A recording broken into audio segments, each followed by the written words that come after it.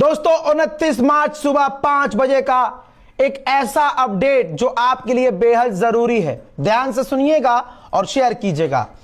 America और Israel क्या चाहते थे? पहला मकसद क्या था? रिजीम चेंज करना।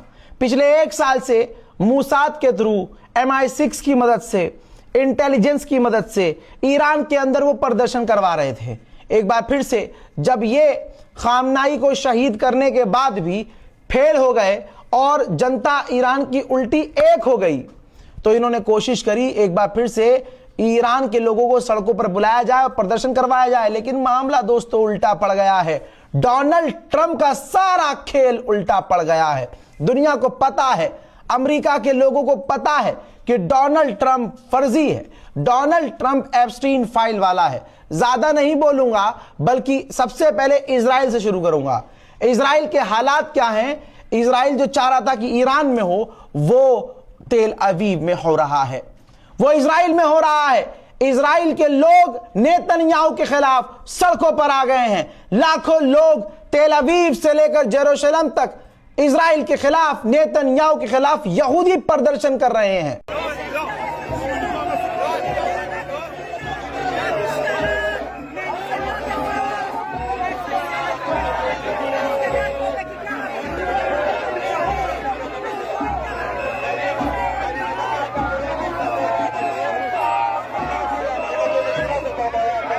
अल्लाह अकबर। सिर्फ इतना ही नहीं, अमेरिका के अंदर करोड़ों लोग डोनाल्ड ट्रंप के खिलाफ सड़कों पर आ गए।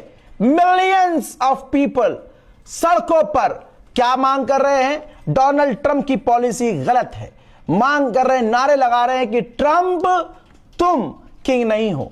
यहां तक कि मेरा जुमला अमेरिका में फेमस हो गया है। तस्वीर देखिए, क्या लिखा है?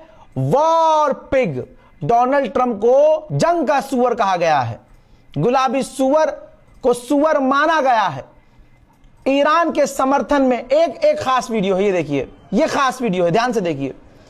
जो चाह रहा था अमेरिका कि ईरान के अंदर अमेरिका का झंडा लहराया जाए, अमेरिका के अंदर अमेरिका के लोगों ने ईरान का झंडा लहरा दिया है। ध्यान से देखिएगा, ये रजा शाह पहलवी वाला झंडा नहीं है। जिस झंडे के अंदर अल्लाह लिखा हुआ है, यह ईरान का, खामनाई के मुल्क का वही झंडा है।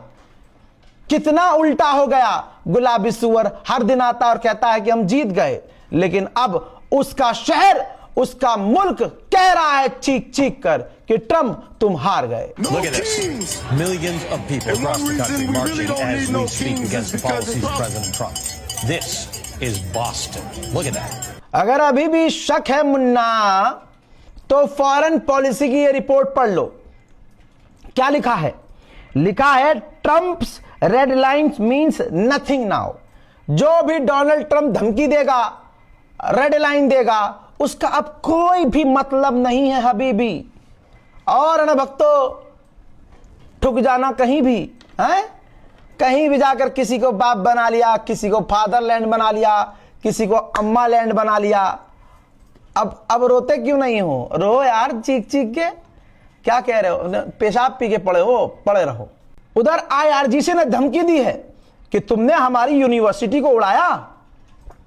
ठीक है, अब हम अमेरिका और इजराइल की यूनिवर्सिटी को निशाना बनाएंगे।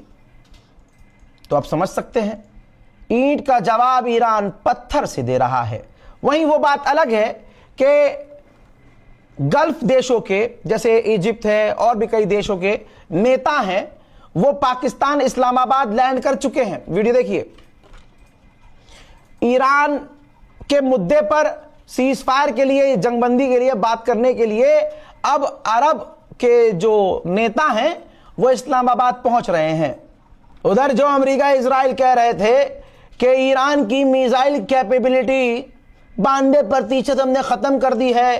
पूरी रात अमेरिका के बेसिस को निशाना बनाया है मिडिल ईस्ट में ईरान ने, और इराक के अंदर अमेरिका का जो बेस है उसको तो ऐसा घोप घोप किया है, आप खुद देखिए।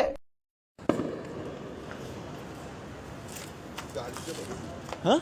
يظل اي من الصواريخ والله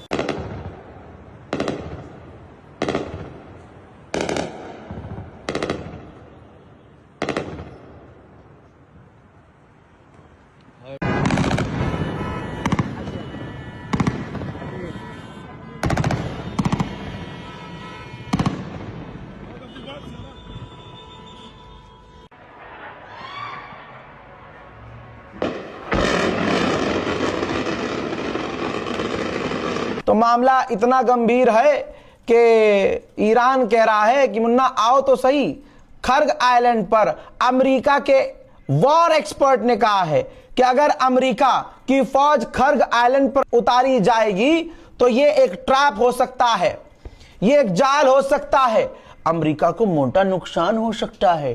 अरे अणभक्तो, कुछ तो आरती वारती उतारो यार, कुछ तो करो गुफा पुत्रो।